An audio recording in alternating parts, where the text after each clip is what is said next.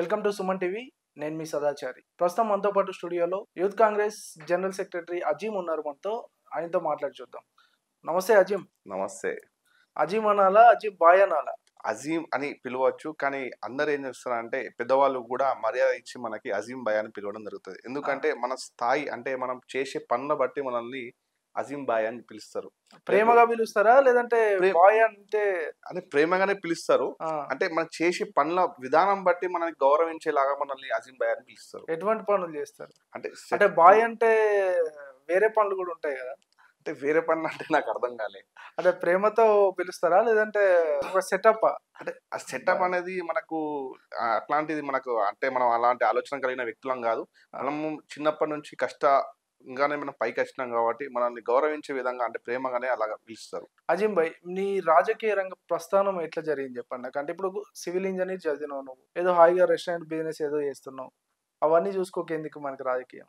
Actually నేను 2011లో నేను intermediate కాలేజ్‌లో ఉన్నప్పుడు మనకి ఉద్యమం అనేది ఉవ్వెత్తున వచ్చినప్పుడు 2011లో నేను జాగృతి స్వచ్ఛంద సంస్థలో నేను జిల్లా కన్వీనర్ స్టూడెంట్ వింగ్‌లో జాయిన్ కావడం జరిగింది.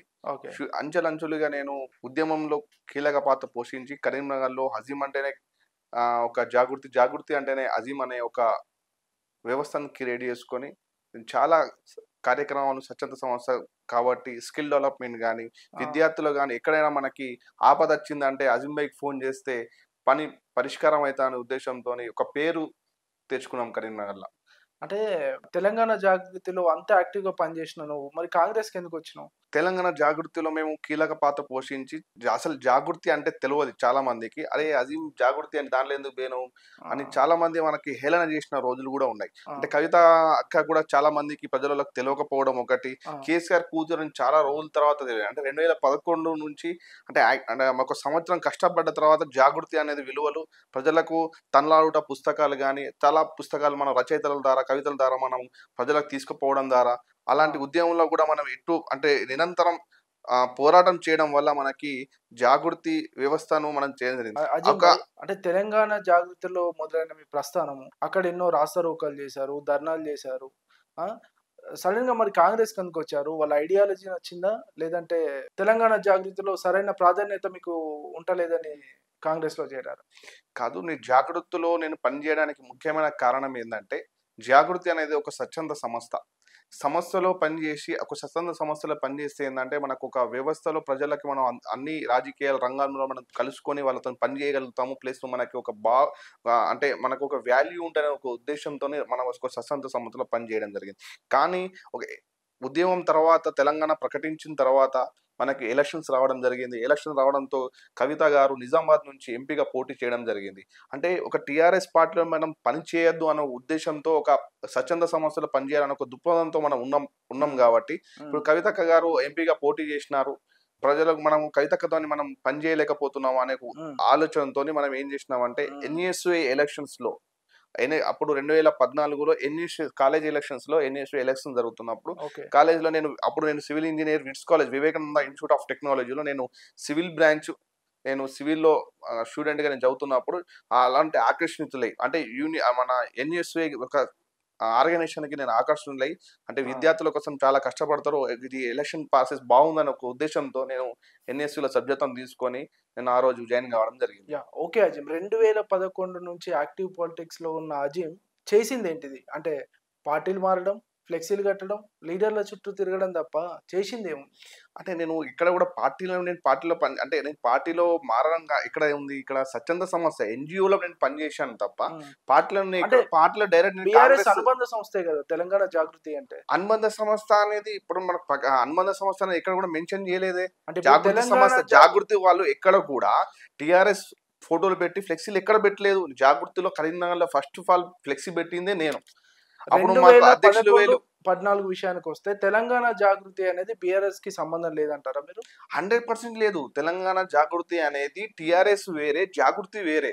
జాగృతి అనేది స్కిల్ డెవలప్మెంట్, కుట్లు మిషన్లు కానీ విద్యార్థులను ఏ విధంగా శిక్షణ పొందించాలి, స్కిల్ డెవలప్మెంట్ కార్యక్రమం ఉంది కాబట్టి మేము జాగృతిలో పనిచేశాము. ఆ! ఆ తర్వాత మేము ఒక జాగృతి అనేది కవితక్క గారు నిజామాబాద్ నుంచి ఎంపీగా పోటీ చేయడం ద్వారా ఆ! మేము జాగృతిలో పనిచేయలేని మాకు నాయకత్వం లేదన్న ఉద్దేశంతో మనం ఏం చేసినామంటే ఎన్ఎస్ఏకి ఆకర్షణ కాంగ్రెస్లో మనం ఎన్ఎస్ఏ ఒక ఆర్గనైజేషన్లో మనం జాయిన్ కావడం జరిగింది. దాని అంచెలంచెలుగా మనం దాంట్లో 2014లో మన యూత్ కాంగ్రెస్లో, ఆ తర్వాత 18లో యూత్ కాంగ్రెస్లో మనం చేయడం జరిగింది. ఆ తర్వాత 2020లో పున్నం ప్రభాకర్ గారు నాకు కార్పొరేటర్ బీఫామ్ ఇవ్వడం జరిగింది. ఆ! కాంగ్రెస్ పార్టీ నుంచి కార్పొరేటర్‌గా నేను పోటీ చేయడం జరిగింది. ఆల్రెడీ 14వ డివిజన్ నుంచి లాస్ట్ టైమ్ పోటీ చేశారు. ఓటమి చూసారు. ఆ ఓటమి నుంచి ఏం నేర్చుకున్నారు? 2020లో ఎలక్షన్స్ బైఫర్కేషన్ అనేది టీఆర్ఎస్ గవర్నమెంట్ చేసింది. అప్పుడు డివిజన్‌లు మారినాయి. అప్పుడు 35, 34 డివిజన్ ఉండే. హ్మ్. అప్పుడు ఆ డివిజన్‌లు బైఫర్కేషన్ టీఆర్ఎస్‌కి సంబంధించిన అంటే టీఆర్ఎస్‌కి అనుకూలంగా గెలిచే విధంగా ఆ డివిజన్‌లు తయారు చేసుకున్నారు. అప్పుడు మా ప్రభుత్వం లేదు గనక, అప్పుడు మా ప్రభుత్వంకు అంటే ప్రభుత్వం లేనందువల్ల మేము ఓడిపోయాం ఒకటి. ఆ! ప్లస్ ఇంకొకటి ఏందంటే అక్కడ ఉన్న టీఆర్ఎస్ వాళ్ళు దొంగ ఓట్లతో అంటే ఒక మినిమమ్ ఒక 500 నుంచి 600, 800 ఓట్లు వేరే ఊర్లకు సంబంధించిన ఓట్లు ఆ డివిజన్‌లో చేసుకొని దొంగ ఓట్లతోనే గెలిచినారు తప్ప, ఆ! ప్రజాస్వామ్యంలో నిజాయితీగా గెలిచిన దాఖలాలు ఎక్కడ కూడా లేవు. సరే మీరు ఇలాంటి ఆరోపణలు చేస్తున్నారు. అంటే పార్టీ లోపం లేదంటారా? లేపోతే మీరు ప్రజలకు కనెక్ట్ అవ్వడంలో విఫలమైనారు. అందుకే ఓడిపోయినారేమో? ప్రజలకు మేము ఎల్లవేళలా మేము అందుబాటులో ఉన్నాము. నేనొక నాయకునిగా ప్రజల సమస్యలను, ఆ డివిజన్ సమస్యలను ఎప్పటికప్పటికు నేను ఫేస్‌బుక్ లైవ్ ద్వారా గాని, ప్రజలకు మనం ఎక్కడెక్కడ అధికారులకు గాని, మున్సిపల్ కమిషనర్‌లకు గాని, ఎంఆర్‌ఓ వాళ్ళకి గాని, రెవెన్యూ డిపార్ట్‌మెంట్ గాని, ఎక్కడ కూడా మనము అందుబాటులో ఉండి ప్రజల సమస్యలు తీసుకెళ్లడం జరిగింది, పరిష్కరించడం జరిగింది. కానీ ఇక్కడ మనకి టీఆర్ఎస్ గవర్నమెంట్ అనేది ప్రజలను తప్పుదోవ పట్టించి ఏదో హ్మ్. పథకాలు మేము డబుల్ బెడ్‌రూమ్ ఇస్తా అని గాని, ఆ! ప్లస్ మేము దళితులకు ముఖ్యమంత్రి చేస్తా అని ఒక నినాదం తీసుకొచ్చి హ్మ్. ఎక్కడ కూడా పని చేయలేదు కాబట్టి ఈరోజు మేము కాంగ్రెస్‌లో గట్టిగా ఉన్నామని నమ్ముతున్నాం. ఓకే అజీమ్. ఇప్పుడు అజీమ్ బాయ్ అంటే పొన్నం ప్రభాకర్ గుర్తుపడతాడు కావచ్చు. లేకపోతే కాంగ్రెస్ లీడర్స్ గుర్తుపడతారు కావచ్చు. నరేందర్ రెడ్డి గుర్తుపడతారు కావచ్చు. డివిజన్ ప్రజలు మిమ్మల్ని ఎలా గుర్తించాలి? ఏం చేశారని గుర్తించుకుంటారు? డివిజన్ ప్రజలు ఆల్రెడీ నేను అదే డివిజన్‌లో పుట్టి పెరిగాను కాబట్టి డివిజన్ ప్రజలు నన్ను గుర్తుపట్టకపోవడం ఏంటిది? డివిజన్ ప్రజలు ప్రతి ఒక్కళ్ళు అజీమ్ అని పిలుస్తారు. డివిజన్‌లో నాకు అంటే అన్నదమ్ముల లెక్క, అక్కచెల్లెళ్ళ లెక్క అంటే అన్ని నేను పండుగలకు నేను పోతాను అంత కాబట్టి అనుబంధం ఉన్నప్పుడు ఎలా ఓడిపోయారు? ఇదే చెప్తున్నాను గదా!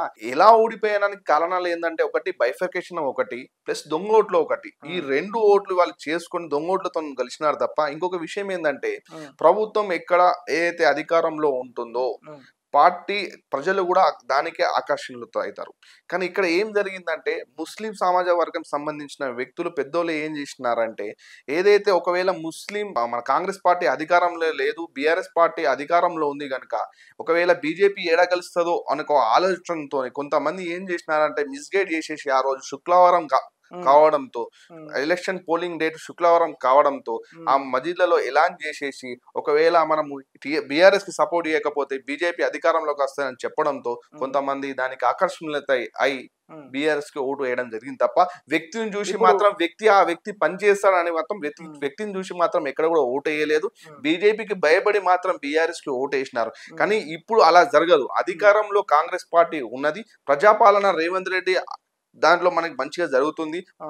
మొన్న పొన్నం ప్రభాకర్ గారు మంత్రివర్యులు కూడా అహర్నిశలు కష్టపడి కరీంనగర్ గడ్డ అంటేనే పొన్నం ప్రభాకర్ అడ్డా మరియు పొన్నం ప్రభాకర్ గారు చేసిన పనులు ఏ ఏ రాజకీయ నాయకులు కూడా చేయలేదు. 20 సంవత్సరాలు గంగుల అది కమలాకర్ గారు ఇక్కడ అంటే ఎమ్మెల్యేగా వహిస్తున్నప్పటికి కూడా వాళ్ళు పౌరశాఖ మంత్రి ఉన్నప్పటికీ కూడా పౌరశాఖ మంత్రికి ఒక్క రేషన్ కార్డు కూడా ఇప్పియలేని పరిస్థితి ఎవరికైనా ఘనత ఉందంటే అంటే మంత్రిగా ఉండి పని చేయలేదు. ప్రజలకు కనీసం రేషన్ కూడా కార్డ్ కూడా ఇప్పేయలేని వ్యక్తి ఎవరైతే ఉన్నారంటే చరిత్రలో నిలిచిపోయే వ్యక్తి ఎవలు అని చెప్తే గంగుల కమలాకర్ అని బల్లగుద్ది చెప్తా. అజయ్ మీరిలా చెప్తున్నారు. రాష్ట్రంలో కాంగ్రెస్ అధికారంలో ఉంది. అయినా కూడా కరీంనగర్‌లో బీఆర్ఎస్ గంగుల కమలాకర్‌ది నడుస్తుంది. బీజేపీ బండి సంజయ్‌ది నడుస్తుంది అంటున్నారు గానీ, కాంగ్రెస్ ఏం లేదు అంటున్నారు. మీరు చెప్పే దీనిపై మీ అభిప్రాయం? మీరు చెప్పే మాటలకి నవ్వాలా? ఏడవాలా? నాకు అర్థమైతలేదు. ఇక్కడ గంగుల కమలాకర్ అనేది రంగు ఆర్భాటానికి చేసిన వ్యక్తే తప్ప కరీంనగర్‌కి చేసింది ఏం లేదు. ఇంకొక విషయం చెప్తున్నా. బండి సంజయ్ గారు ఓన్లీ అంటే ఎలా ప్రజలను చెప్తున్నారు ఏం లేదని? 4 సంవత్సరాల పాలనలో ఒకప్పుడు కరీంనగర్ ఎట్లుండే కరీంనగర్, ఎట్లయింది కరీంనగర్ అనే నినాదంతోని బీఆర్ఎసోళ్ళున్నారు. మీరేమో ఏం చేయలేదు అని నాకు అంటున్నారు. నాకు నవ్వొస్తుంది. 20 సంవత్సరాల అధికారంలో టీడీపీ గవర్నమెంట్ నుంచి మొదలుపెట్టుకుంటే టీఆర్ఎస్ గవర్నమెంట్ నుంచి మొదలు పెట్టుకుంటే ఇలా 20 సంవత్సరాలు ఒక ఎమ్మెల్యేగా వహిస్తున్న గంగుల కమలా గారు మంత్రిగా కూడా చేసినారు. ప్రజలకి ఏం చేసినారు, కరీంనగర్కి ఏం సాధించి తీసుకొచ్చినారు. పొన్నం ప్రభాకర్ గారు చేసిన దాంట్లో చీమంత కాదు. పొన్నం ప్రభాకర్ గారు ఢిల్లీ నుంచి మొదలు పెట్టుకుంటే గల్లీ దాకా పనిచేసిన వ్యక్తి. తెలంగాణ ఉద్యమంలో కూడా కీలక పాత్ర పోషించి పెప్పర్ స్ప్రే నుంచి మొదలు పెట్టుకుంటే పార్లమెంట్ దద్దరిల్లే విధంగా పోరాడిన వ్యక్తి, ఏకైక వ్యక్తి తెలంగాణలో ఉన్నారంటే అది పొన్నం ప్రభాకర్ గారికే చెందుతుంది. గతంలో మీ పార్టీ అధికారంలో లేదు, అందుకే ఓడిపోయినా అంటున్నారు. మరి ఇప్పుడు అధికారంలో ఉంది, మళ్ళీ పోటీ చేస్తారా? మీకు టికెట్ వస్తుందా? గతంలో అధికారంలో లేదు, మీరు ఓడిపోయారు అని చెప్పడం అనేది నేను చాలా దానికి ఖండిస్తున్నా. ఎందుకంటే గతంలో అధికారం లేక ఓడిపోవడం కాదు. మీరే అన్నారు కదా, గతంలో మా అధికారంలో లేము, దొంగ ఓట్లు అది ఇదని మీరే ఆరోపణ చేశారు కదా. గతంలో మనము ఓడిపోవడానికి కారణాలు చెప్పినా గానీ అధికారం లేకపోవడం అనేది కాదు. అధికారం ఉన్నా లేకున్నా గానీ ప్రజలను మభ్యపెట్టి ప్రజలను ఓట్లను ఆకర్షణ ఎట్లా చేయాలనేది అక్కడ చేసినారు కాబట్టి మేము ఓడిపోవడం జరిగింది. దొంగ ఓట్లతోనే, అంటే అక్కడ దొంగ ఓట్లు చేయడం గానీ వాళ్ళకి డివిజన్ అనుకూలంగా చేసుకున్నారు. కానీ ఇప్పుడు జరిగిన శాస్త్రీయ పద్ధతిలో ఇప్పుడు బైఫర్కేషన్ జరిగింది. 45వ డివిజన్ ఇప్పుడు మాది పాత 36 కలిపి కొత్తగా 45వ డివిజన్ అయింది. ఇప్పుడు ఈ డివిజన్ లో మాకు, నేను అప్పుడు చిన్నప్పటి నుంచి పుట్టి పెరిగినాను కాబట్టి అక్కడ ఉన్న వాళ్ళందరూ నన్ను అజీం ప్లేస్ అని, అజీం అనేది ఓన్లీగా పొలిటికల్ గా తెలుసు కానీ నాకు ఇంకో పేరు ఉన్నది. నన్ను అక్కడ చాలా అందరు ప్రేమంగా పిలిచే పేరు ఏంటంటే బాబా అని పిలుస్తారు. అంటే చాలా మందికి నేను అక్కడ పాత పేరుతోనే తెలుసు, కానీ ఈ అజీం అనే ఒక స్కూల్ పేరు కానీ కాలేజ్ పేరుతోని అందరికి అక్కడ డివిజన్ ప్రజలు బాబా అనే పిలుస్తారు నాకు. లేదా 45వ డివిజన్ లో కాంగ్రెస్ పార్టీ టికెట్ కోసం చాలా మంది ఖర్చు వేసుకొని కూర్చున్నారు, మీకు ఇస్తారంటావా? ఇప్పుడు ఖర్చు వేసుకున్నారు, ఖర్చు వేసుకోలేదు నేను చెప్పడానికి లేదు. చాలా మంది ప్రభుత్వం ఉన్నప్పుడు, ప్రభుత్వం లేనప్పుడు, ప్రభుత్వం ఉన్నప్పుడు అయితే చాలా మంది వస్తారు, ప్రభుత్వం లేనప్పుడు ఎవరు కూడా రాలేదు. ప్రభుత్వం లేనప్పుడు నేను ఒక్కనే జెండా వేసుకొని తిరిగిన, ప్రభుత్వం అంటే ఇంటింటికి ఒక్కనే నేను తిరిగిన, క్యాన్వేజింగ్ చేసుకున్నా, అప్పుడు ఎవరు రాలేదు. ఇప్పుడు ప్రభుత్వం ఉంది, ప్రభుత్వం ఉన్నప్పుడు పార్టీకి ఆకర్షితులై చాలా మంది ఏం చేస్తారంటే ఏదో ఒకటి కావాలనే ఉద్దేశంతో కచ్చిపులు వేసుకుంటారు, కానీ అందరికి న్యాయం చేయలేదు కదా పార్టీ. అయితే పార్టీ ఆలోచన విధానం ఏ విధంగా ఉంటుందంటే గెలిచే వ్యక్తికే, గెలిచే గుర్రానికి ఇవ్వాలి అనే ఒక ఆలోచనతో పార్టీ నిర్ణయాలు ఉంటాయి తప్ప నాకు ఇస్తుందా నీకు ఇస్తా అది చెప్పుకోవడం అనేది కరెక్ట్ కాదు. ఎందుకంటే పార్టీ నిర్ణయాలు బట్టి మనము వెలగాలి తప్ప పార్టీ యొక్క అధిష్టానం, అంటే అధిష్టాన నిర్ణయాలతోనే మనము ముందుకు సాగాలి తప్ప నేను ఖర్చు వేసుకున్నా నీకు వస్తుందా రాదా అనేది.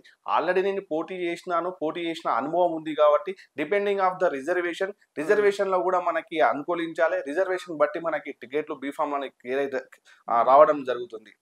సరే అజీం, కార్పొరేటర్ టికెట్ పక్కన పెడితే పార్టీ అధికారంలో లేనప్పుడు కష్టపడ్డ వాళ్ళకి చాలా మందికి నామినేటెడ్ పదవి ఇస్తుంది.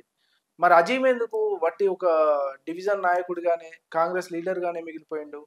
దేవుని దయ వల్ల నేను కాంగ్రెస్ టికెట్ బీఫామ్ నాకు ఇవ్వడం జరిగింది. నేను పార్టీగా క్రియాశీలకంగా నేను పాల్గొనడం జరిగింది, నేను కష్టపడ్డాను. ప్లస్ ఇంకొకటి ఏంటంటే నేను యూత్ కాంగ్రెస్ స్పోక్ పర్సన్గా నేను 2023లో నేను పనిచేశాను. నేను ఎలక్టెడ్గా యూత్ కాంగ్రెస్ అంటే యూత్ కాంగ్రెస్కి ఎలక్షన్ సిస్టమ్ ఉంటుంది. ఎలక్షన్ సిస్టంలో నేను 1453 ఓట్లతో నేను గెలవడం జరిగింది. 30 మంది మనకి నామినేషన్ ఇస్తే దాంట్లో ఒక 7 నుంచి, అంటే రిజర్వేషన్ బట్టి మనకి గెలవడం జరుగుతుంది. నేను ఒక ఓపెన్ కేటగిరీ, అంటే ఒక మైనారిటీ కేటగిరీ కాకుండా ఓపెన్ కేటగిరీలో వేసి నేను గెలుస్తాను ఒక ధీమా, అంటే నేను కూడా నాకు స్టాండ్ ఉన్నది ఒక ధీమా వ్యక్తం చేసుకుని నేను కూడా ప్రజల్లో ఉండాలని ఒక ఉద్దేశంతో నేను గెలుస్తానని ఒక ఉద్దేశంతో, నేను ఖచ్చితంగా గెలుస్తానని, ప్రజలకు సేవ చేస్తానని ఒక ఉద్దేశంతో నాకు ఉంది కాబట్టి, ప్రజలు గెలిపిస్తారని నాకు ఒక భావన నాకు ఉన్నది కాబట్టి నేను ఓపెన్ కేటగిరీలో వేసి నేను యూత్ కాంగ్రెస్ లో 1453 ఓట్లతో నేను గెలవడం జరిగింది. అంటే గతంలో తెలంగాణ జాగృతిలో యాక్టివ్గా ఉన్న అజీం అప్పుడు చేసిన రాస్తారోకాలు, ధర్నాలు, దానం నాగేందర్ కాన్వాయ్పై చేసిన దాడి అయితే ఏంటి, ఇవన్నిటిని మీరు ఇప్పుడు సమర్థించుకుంటారా? అది చేసింది కరెక్టే అంటారా? ఇప్పుడు తెలంగాణ ఉద్యమం అనేది డిఫరెంట్, ఇప్పుడు జరుగుతున్న కార్యాచరణ ఈజ్ డిఫరెంట్. అప్పుడు తెలంగాణ ఉద్యమంలో మనం కీలక పాత్ర పోషించినాము. అప్పుడు ఒక స్వచ్ఛంద సంస్థ ఆర్గనైజేషన్ ఏదైతే తెలంగాణ జాగృతి ఏదైతే ఉన్నదో, మనకి అది బతుకమ్మ కానీ లేకుంటే వేరే ఫెస్టివల్స్ కానీ మనకి ఒక అన్ని జిల్లాలు, ఉమ్మడి కరీంనగర్ జిల్లాకి నేను జిల్లా కో కన్వీనర్, విద్యార్థుల సమస్యలను నేను బలోపేతం చేసి విద్యార్థి సమస్యలు ఎక్కడ ఉంటే ఫీజు రేమెంట్ కానీ, లేకుంటే విద్యార్థులకు టీసీలు కానీ, విద్యార్థుల ఫీజులు తక్కువ చేయడంలో కానీ, కరీంనగర్లో ఏ కాలేజ్లో నుంచి ఫోన్ వచ్చినా, ఏ విద్యార్థి నాకు ఫోన్ చేసినప్పటికీ నేను అక్కడ వాళ్ళపై వాళ్ళకి ఫీజు తక్కువ చేయడం కానీ, వాళ్ళకు టీసీలు ఇప్పించడం కానీ, కండోనేషన్ ఫీజు కొంత బీటెక్ కాలేజీలో కండోనేషన్ ఫీజు ఉంటుంది. ఆ ఫీజు చాలా మంది కట్టలేకపోతారు. ప్లస్ కొంతమంది మనం చూసుకున్నట్టయితే మనకు 2012లో దాదాపు 2012 అనుకుంటా జ్యోతిష్మతి కాలేజ్ ఒక 30 మందిని డిటైన్ చేసింది. జ్యోతిష్మతి కాలేజీలో ఒక 30 మంది అన్యాయంగా, అంటే వాళ్ళు అటెండెన్స్ లేకపోవడం వల్ల ఒక 30 మందిని మనకి డిటైన్ చేయడం జరిగింది. డిటైన్ చేయడంతో మేము అక్కడ ఖచ్చితంగా విద్యార్థులు కాలేజ్కి వెళ్ళి డిటైన్ అయినారు. అంటే వాళ్ళ తప్పిదాల వల్ల మనకు అటెండెన్స్ అనేది తప్పు కొట్టడం వల్ల, సిస్టమ్ ఆన్లైన్ ఉంటుంది, అటెండెన్స్ ఉంటుంది కాబట్టి జేఎన్టీకి పంపించే ఉంటుంది కాబట్టి తప్పు అటెండెన్స్ అక్కడ మనం పంపించడం వల్ల 30 మంది అక్కడ డిటైన్ కావడం జరిగింది. మేము ఎన్టీఆర్ చర్చ్ దగ్గర రోడ్డు మీద బస్సులు, జ్యోతిష్మతి కాలేజీలో బస్సులు మనం ఆపి ధర్నా చేయడం జరిగింది. ఏకైక వ్యక్తి జ్యోతిష్మతి కాలేజీని ఎదిరించిన వ్యక్తి ఎవరైతే అంటే అది మొహమ్మద్ అజీమే. అంటే ఆ ధైర్యం కూడా చేయరు జ్యోతిష్మతి కాలేజీ. ఇంత పార్టీ కోసం కష్టపడ్డ అజీమ్ మరి ఫ్లెక్సీలు కడితే చింపేస్తున్నారు, ఫ్లెక్సీలు కడితే తగలబెట్టేస్తున్నారు. అసలు మీ పార్టీలో మీకు ఐక్యత ఉందా? అసలు మీకు సపోర్ట్ దొరుకుతుందా? యూత్ కి కాంగ్రెస్ లో సపోర్ట్ ఉందా? అంటే ఇక్కడ రాజకీయంగా మనకి ఎదుర్కోవాలి, కానీ ఫ్లెక్సీలు గాలబెడుతున్నారంటే నా ఎదుగుదలని వాళ్ళు చూడలేకపోతున్నారు తప్ప, నేను వాళ్ళ ఎదుగుదల అంటే నేను రాజకీయంగా ఎదుర్కోలేక నా ఫ్లెక్సీలు గాలబెడుతున్నారు, రాజకీయంగా ఎదుర్కోలేక నాకు ఫ్లెక్సీలు తీపిస్తున్నారు. మరి మేము ఫ్లెక్సీలు తీపిస్తున్నారంటే నేను ఆల్రెడీ రాజకీయంగా ఎదిగిన కాబట్టి నన్ను తొక్కడానికి వాళ్ళు ఏదో ఒక వ్యూహంతోనే నన్ను ఫ్లెక్సీలు కాలబెట్టడం వల్ల అజీమ్ అనే వ్యక్తి భయపడేటోడు కాదు, చేసేటోడు, మనకు రాజకీయంగా ఇంకా పోయే వ్యక్తి కాదు. రాజకీయంలో ఒక దాదాపు ఇవాళకి నేను 2011 నుంచి అంటే ఇవాళ 2025 దాదాపు ఒక 10-14 సంవత్సరాల రాజకీయ అనుభవంతో ఒక అన్ని రాజకీయ నాయకులతో అనుభవాలు ఉన్న వ్యక్తిని నేను ఈ రోజు వీళ్ళతో భయపడే వ్యక్తిని అయితే కాదు. అంటే 15 ఏళ్ళ రాజకీయ అనుభవం ఉన్న అజీమ్ కి మరి అంత ద్వేషం ఎందుకు మీ మీద? ఆ ఫ్లెక్సీలు గాలబెట్టే అంత ద్వేషం ఎందుకు ఉంది? అంటే ఫ్లెక్సీలు ఎవరు గాలబెడతారు? ఫ్లెక్సీలు గాలబెట్టాల్సిన పరిస్థితి వాళ్ళకి ఎందుకు వచ్చింది అంటే అజీమ్ అంటే వాళ్ళకి భయంతోనే. అజీమ్ అంటే ఇప్పుడు రాజకీయంగా భయపెట్టాలనా లేకపోతే మీరే భయపెట్టాలని మీరే హైప్ కావాలని చేస్తున్నారా? లేదు, ఇప్పుడు రాజకీయంగా వాళ్ళు నన్ను ఫ్లెక్సీలు కాలబెడితే రాజకీయంగా వాడు ఇక్కడ మన భయపడి పోతాడని ఒక ఉద్దేశంతో కాలబెడుతున్నారు. కానీ కాలబెట్టడం వల్ల రాజకీయంలో మనకి జరిగేది ఏముండదు. కానీ పార్టీ అధిష్టానం కూడా దీన్ని సీరియస్ గా తీసుకున్నది. అక్కడ కన్సల్ట్ ఏదైతే ఏసీపీ గానీ, సిపి గానీ, సిఏ గానీ కూడా కంప్లైంట్ చేయడం జరిగింది. దాని మీద ఎఫ్ఐఆర్ కూడా కావడం జరిగింది. తర్వాత మన ఫ్లెక్సీలు తీసేయడం వల్ల ఒక కార్పొరేటర్ చెప్తే మన ఫ్లెక్సీలు తీయడం వల్ల ఒక ఫెస్టివల్ కి మన ఫ్లెక్సీలు పెడితే ఒక కార్పొరేటర్ ఫ్లెక్సీలు తీయడం వల్ల స్వయంగా మున్సిపల్ కమిషనర్ గారే ఫోన్ చేసి ఎక్కడైతే అజీమ్ ఫ్లెక్సీలు తీసేసినారో ఆ అజీమ్ ఫ్లెక్సీలు మున్సిపల్ అధికారులతోనే పెట్టించడం కూడా జరిగింది. రైట్. మీరు పార్టీలు మారినట్టే గ్రూపులు కూడా మారుతారట కదా? అంతకుముందేమో పడాల రాహుల్తో ఉండేనట, ఇప్పుడేమో మైనారిటీ నాయకుల భజన చేస్తారట. కాదన్నా, నేనైతే పార్టీలు ఎక్కడ కూడా మారలేదు. పార్టీలు అనేటివి నేను ఓన్లీ ఆర్గనైజేషన్ లో పనిచేశాను. అప్పటి నుంచి 2014 కాంగ్రెస్ పార్టీ జాయిన్ అయినప్పటి నుంచి ఇప్పటిదాకా నేను కాంగ్రెస్ లోనే ఉన్నాను. ఏదైతే గ్రూప్ రాజకీయాలు యూత్ కాంగ్రెస్ లో జరుగుతున్నాయని మీ వాదన అయితే ఉన్నదో, ఎవరు పని చేసినా కూడా యూత్ కాంగ్రెస్ జెండా కిందే పని చేయాలి తప్ప దీనిలో రాజకీయాలు గ్రూపులు ఏముండవు. ఒక జిల్లా ప్రెసిడెంట్ ఉంటాడు, జిల్లాకు సంబంధించిన వ్యక్తులు పని చేయరు కదా, జిల్లా అధ్యక్షుడి కిందకే పనిచేస్తారు. ఇప్పుడు నేను జిల్లా జనరల్ సెక్రటరీని, జిల్లా అధ్యక్షుడు ముత్యం శంకర్ గారి కిందనే నేను పనిచేయాలి తప్ప బాల రాహుల్ కింద అయితే నేను పని చేయలేను కదా. యూత్ కాంగ్రెస్ విషయానికి వస్తే కరీంనగర్ కాంగ్రెస్ లో ఎన్ని గ్రూపులు ఉన్నాయో యూత్ కాంగ్రెస్ లో అన్ని గ్రూపులు ఉన్నాయట. మీరు ఏ గ్రూప్ మరి? అన్న, ఇక్కడ గ్రూప్ రాజకీయాలు ఎక్కడో కూడా ఉండయి. ఎందుకంటే ఒక జిల్లా మొత్తానికి బాస్ ఒకడే. జిల్లా మొత్తానికి జిల్లా ప్రెసిడెంట్ తప్ప ముత్యం శంకర్ అని జిల్లా అధ్యక్షుడు ఉంటారు. అధ్యక్షుల కింద వైస్ ప్రెసిడెంట్లు ఉంటారు, జనరల్ సెక్రటరీలు ఉంటారు, దానిపైన అసెంబ్లీ ప్రెసిడెంట్లు ఉంటారు, దాంట్లో టౌన్ ప్రెసిడెంట్లు ఉంటారు, అందరు ఉంటారు. ఇప్పుడు అజీమ్ అనే ఒక ఎగ్జాంపుల్, నేను జనరల్ సెక్రటరీ, నాకు ఒక 10 మంది ఉన్నారు అనుకోండి, నా వ్యూహం నాది, నేను ఎవరిని టార్గెట్ చేసి మాట్లాడాలి అలాంటి ఇప్పుడు నేను ఒక ఫైట్ చేస్తున్నా కాబట్టి, నేను మాట్లాడుతున్నా కాబట్టి నాకు గ్రూప్ సపరేట్ అని కాదు, అందరూ కూడా ఒకటే జెండా కింద పనిచేయాల్సి ఉంటది. యూత్ కాంగ్రెస్ జెండా కిందనే పనిచేస్తారు. మీరు చెప్తున్నారు, మీరు ఉండే గ్రూప్ నుంచి మీరు చెప్తున్నారు. ఇంకా ఎన్ని గ్రూపులు ఉన్నాయని అడుగుతున్నాను. అంటే గ్రూప్లు అనేది ఉన్నాయి అని చెప్తున్నా కదా. నేను ఏమంటున్నా అంటే గ్రూప్లు అనేవి ఇప్పుడు హ్మ్. గ్రూప్‌తోని అప్పుడు వ్యక్తులతోని సంబంధం. ఇప్పుడు ఎవరి కోసం పని చేస్తున్నారు? హ్మ్. మనకి సంబంధించిన యూత్ కాంగ్రెస్ కోసమే పని చేస్తున్నారు కదా. ఎవరు పని ఓకే. చేసినా కూడా దీనిలో గ్రూప్ లాజిక్ ఉండే. ఎవ్వని నాయకులకు ఇప్పుడు నేనొచ్చిన హ్మ్. నా దగ్గరకి వచ్చేవాళ్ళు నా దగ్గర 10 మంది ఉంటారు గానీ, వేరే దగ్గరకైతే పోరు కదా. నా దగ్గరకి వచ్చిన వాళ్ళు 10 మంది.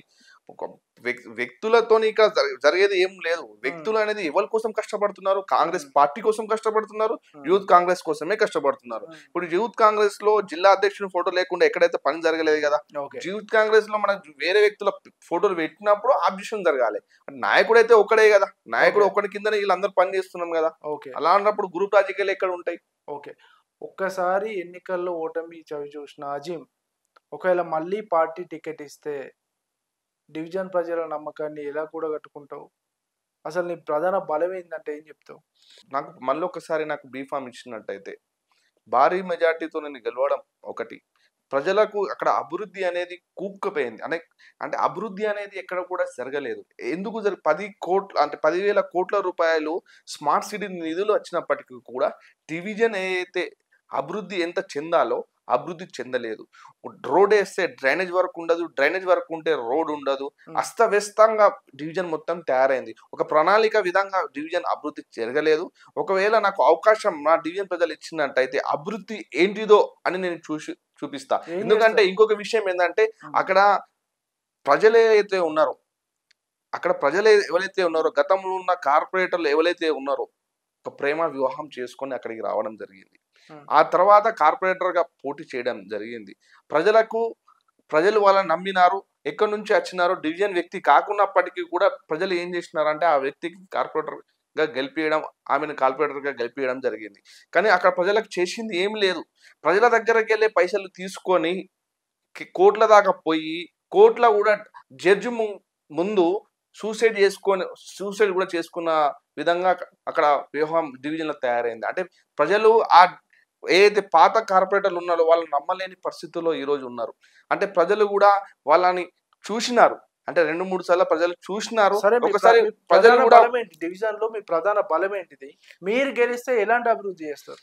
నా ప్రధాన బలం ఏందంటే, హ్మ్. నా ప్రజలు, అక్కడ హ్మ్. డివిజన్ ప్రజలు, హ్మ్. అన్న, అక్కలు, చెల్లెలు తప్ప హ్మ్. నా ప్రధాన బలం ఇంకా వేరేది ఏది లేదు. హ్మ్. నేను అభివృద్ధి చేస్తాను. హ్మ్. అభివృద్ధి ఎందుకు నేను చేయగలుగుతానని చెప్తున్నానంటే, ప్రతి సమస్య మీద నాకు పట్టు ఉన్నది. హ్మ్. నాకు ఈరోజు అధికారం ఉంటేనే నేను కార్పొరేటర్ అయితేనే పని చేస్తానని కాదు. హ్మ్. ఈరోజు ఎక్కడ సమస్య ఉన్నా కూడా ఏ అధికారికి ఫోన్ చేసి నేను పని చేయమన్నా కూడా చేసే విధంగా నాకుంది. ఇయాల ఓకే. నేను జిల్లాకి యూత్ కాంగ్రెస్ జనరల్ సెక్రటరీని.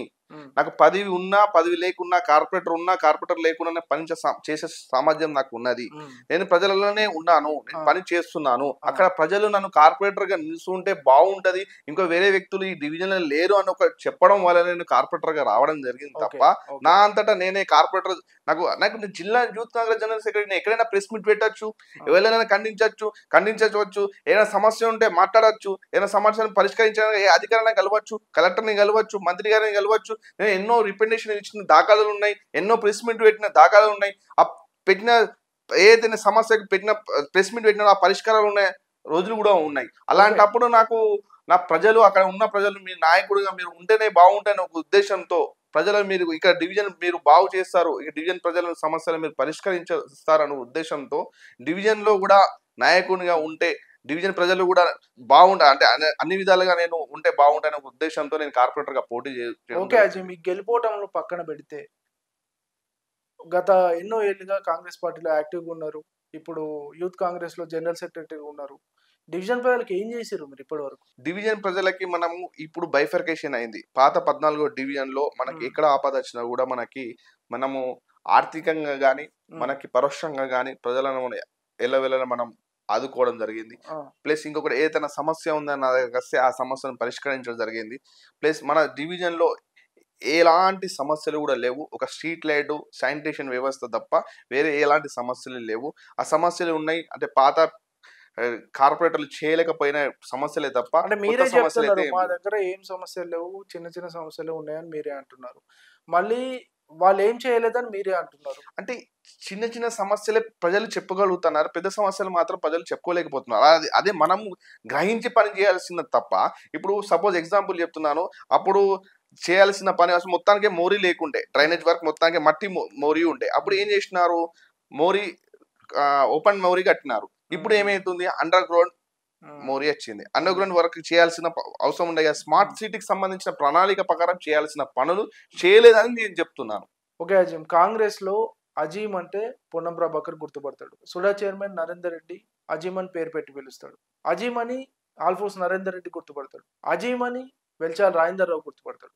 ఎంతో పెద్ద లీడర్లు అజీమ్ బాయ్ అంటే గుర్తుపడతారు. 45వ డివిజన్ ప్రజలు అజీమ్ అంటే ఎందుకు గుర్తుపెట్టుకోవాలి, ఏం చేసినామని గుర్తుపెట్టుకోవాలి?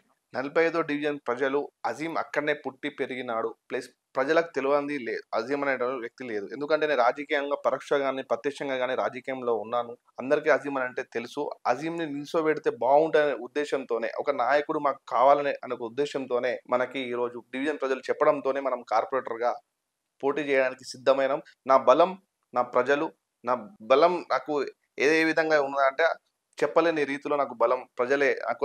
ఎందుకంటే ఆ ప్రజలు నాకు నిల్చోమంటేనే నేను ఈ రోజు నేను రాజకీయంగా నేను నిల్చుంటున్నాను. ఓకే, నిన్ను అందరూ గుర్తుంచుకుంటారు, అజీమ్ బాయ్ అని గుర్తుపెట్టుకుంటారు కాదను. ఇప్పుడు అసెంబ్లీ, కాంగ్రెస్ అసెంబ్లీ పరిస్థితి చూసుకుంటే యూత్ లీడర్లకు కానీ మీ యూత్ నాయకులకు కానీ ఏదైనా ఆపద వస్తే చెప్పుకునే నాయకులు లేరు కదా. అసెంబ్లీ ఇన్ఛార్జు సస్పెండ్ చేస్తే దాన్ని ఇంకా కూడా ఫుల్ఫిల్ చేయలేదు. ఇప్పుడు మీరు అసెంబ్లీ ఇన్ఛార్జ్ లేకపోవడం వల్ల కాంగ్రెస్ సమస్యలు చెప్పలేకపోతున్నారు ప్రజలను చెప్పడం అనేది కరెక్ట్ కాదు. ప్రజలు ఎల్లవిధాల ప్రజాపాలన జరుగుతుంది. ప్రజలకు ఏ కష్టం వచ్చినా కూడా ఎల్లవేళలా మన పొన్నం ప్రభాకర్ గారి ఆఫీస్ అందుబాటులో, మంకమ్మ తోట పున్నం కాంప్లెక్స్లో అందుబాటులో ఉంటారు.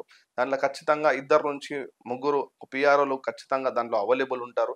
ఏ సమస్య వచ్చినా కూడా ఆ సమస్య అధికారుల దృష్టికి తీసుకుపోవడం, అప్పటిదప్పుడే పరిష్కారం దిశగా ప్రయత్నించడంలో. మరియు సిటీ ఆఫీస్ ఉంది, డిస్టిక్ ఆఫీస్ ఉంది. కరీంనగర్లో ఏ పార్టీకి లేనంత వ్యవస్థ కాంగ్రెస్ పార్టీకే ఉంది. అంటే కాంగ్రెస్ పాలన బాగుందని చెప్తున్నారు. బాగుంటే పార్లమెంట్ ఎలక్షన్లో పార్లమెంట్ సీట్ని ఎందుకు గెలవలేకపోయింది? మొన్న రీసెంట్గా జరిగిన ఎమ్మెల్సీ ఎలక్షన్లో ఎందుకు గెలిపించుకోలేకపోయింది? మంచి నాయకులను ఎందుకు గెలిపించుకోలేకపోయింది? రాష్ట్రంలో అధికారంలో ఉంది, ఎందుకు గెలిపించుకోలేకపోయారు? పాలన బాగుంటే గెలిచేవారు కదా, గెలిపించేవారు కదా. ఎమ్మెల్సీ ఎలక్షన్ వరకు వచ్చేసరికి బండి సంజయ్ గారు మీరు ఏ విధంగా కలిసినారని మీరు చెప్తున్నారు. చాలా వరకు మనం చూసుకున్నట్టయితే మత రాజకీయాలు చేయడంలో తప్ప ప్రజలకు చేసింది ఏమి లేదు. ఒక ఫ్లైఓవర్ కూడా కట్టలేని పరిస్థితి. 2023లో శాంక్షన్ అయిన ఫ్లైఓవర్ కూడా ఈరోజు కట్టలేని పరిస్థితి. చాలా ఇబ్బంది పడుతున్నారు దాని గురించి ప్రజలు.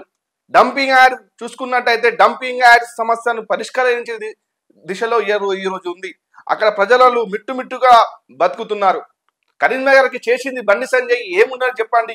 2 సార్లు ఎంపీఏ ప్రజలు గెలిపిస్తే ప్రజలు ఏం చేసినారు బండి సంజయ్ గారు? కాంగ్రెస్ ఒకసారి చెప్పండి. మొన్న జరిగిన ఎమ్మెల్సీ ఎలక్షన్లో కాంగ్రెస్ పార్టీ ఎందుకు గెలవలేకపోయింది? అంటే కాంగ్రెస్ కార్యకర్తలు అంటారా, కాంగ్రెస్ నాయకులు ఉంటారా, అంటే కాంగ్రెస్లోనే వాళ్ళకు వాళ్ళే సమన్వయం లేక గ్రూప్ రాజకీయాలు చేసి మీ కాంగ్రెస్ లో కోవట్లు లేరంటారా? బీజేపీకి వాస్తవంగా చెప్పినట్టయితే ఎమ్మెల్సీ ఎలక్షన్ లో కాంగ్రెస్ పార్టీ గెలిచింది. శాస్త్రీయబద్ధంగా చూసుకున్నట్టయితే కాంగ్రెస్ పార్టీయే విజయం సాధించింది.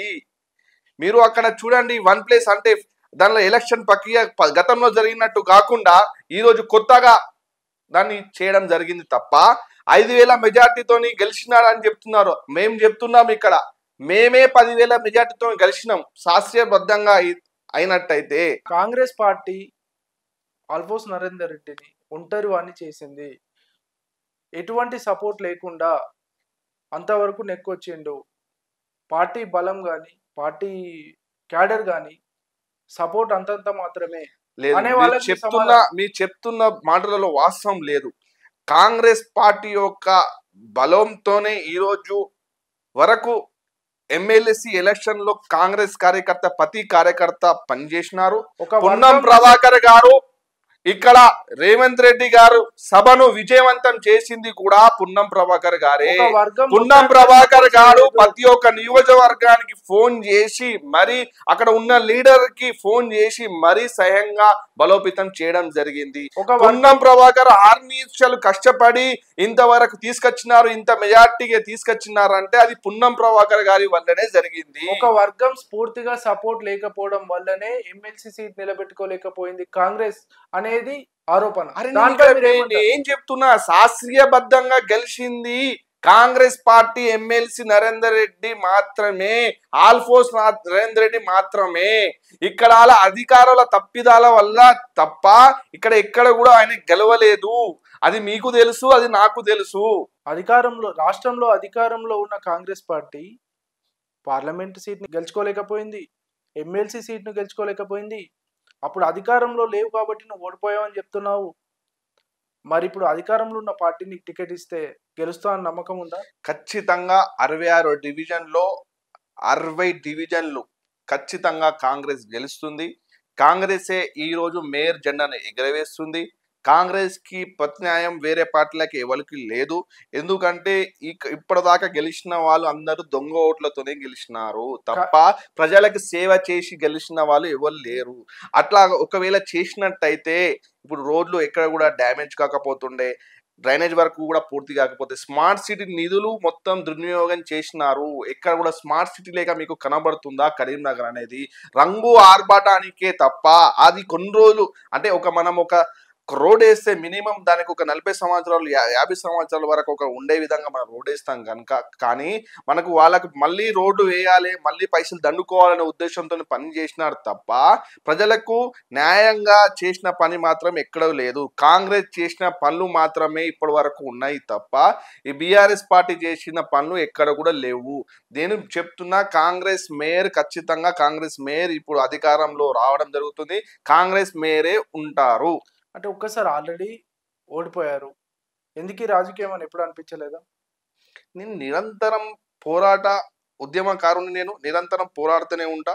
ప్లస్ నాకు అధికారం ఉన్నా లేకున్నా నేను యూత్ కాంగ్రెస్ జనరల్ సెక్రటరీ. నేను ప్రజల సేవ నిరంతరం చేస్తానే ఉంటాను. నాకు ఒక పదవి ఉంటేనే నేను పని చేస్తాను కదా, పదవి లేకున్నా కూడా నేను పని ఇవ్వకపోతే రేపు బీఫామ్ మీకు ఇవ్వకపోతే ఉంటారా కాంగ్రెస్ లో?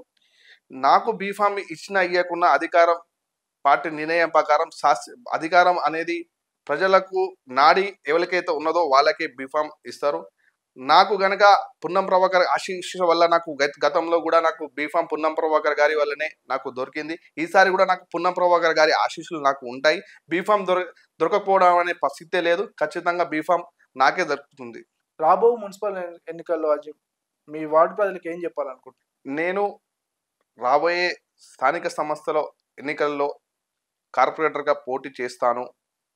అక్కడ డివిజన్ సమస్యలు ఏదైతే ఉన్నాయో, డ్రైనేజ్ వర్క్ కానీ, రోడ్డు వ్యవస్థ కానీ, స్ట్రీట్ వ్యవస్థ కానీ శాస్త్రీయబద్ధంగా ఈరోజు ఏదైతే మన డివిజన్ని శాస్త్రీయబద్ధంగా చేసినారో, ఏ అధికారి అయినా మీకు అందుబాటులో ఉండే విధంగా నేను కూడా పార్టీ ఏదైతే డివిజన్ ఆఫీస్ కూడా పెట్టడం జరుగుతుంది. ప్లస్ డివిజన్లో ఎక్కడ కూడా ఇబ్బంది ఉన్నా, ఏ ఇబ్బంది ఉన్నా, ఫైనాన్షియల్గా ప్రజలకు ఏదైనా ఇబ్బంది ఉన్నప్పుడు కూడా వాళ్ళకి లోన్ పరంగా కానీ, లేకుంటే ఉద్యోగ పరంగా నేను ఏమైనా కావాలంటే స్కిల్ డెవలప్మెంట్ సెంటర్స్ కానీ, లేకుంటే ప్రభుత్వ ఉద్యోగాలకు వెళ్ళడానికి మనకి కావాల్సిన సౌకర్యాలు కానీ, లైబ్రరీలో పుస్తకాలు కానీ, లేకుంటే ఎలాంటి సహాయం కావాలన్నా కూడా నేను చేయడానికి సిద్ధంగా ఉన్నాను. మా డివిజన్లో మీరు నాకు ఒకసారి కార్పొరేటర్ గెలిపించినట్టయితే మా డివిజన్లో 66 డివిజన్ల కన్నా మన డివిజన్నే పేరు తీసుకొచ్చే ఘనత నాకే దక్కుతుందని నేను ఒక్కసారి అవకాశం ఇవ్వాలని నేను కోరుచున్నా. ధన్యవాదాలు. మరొక ఇంటర్వ్యూతో మళ్ళీ కలుద్దాం.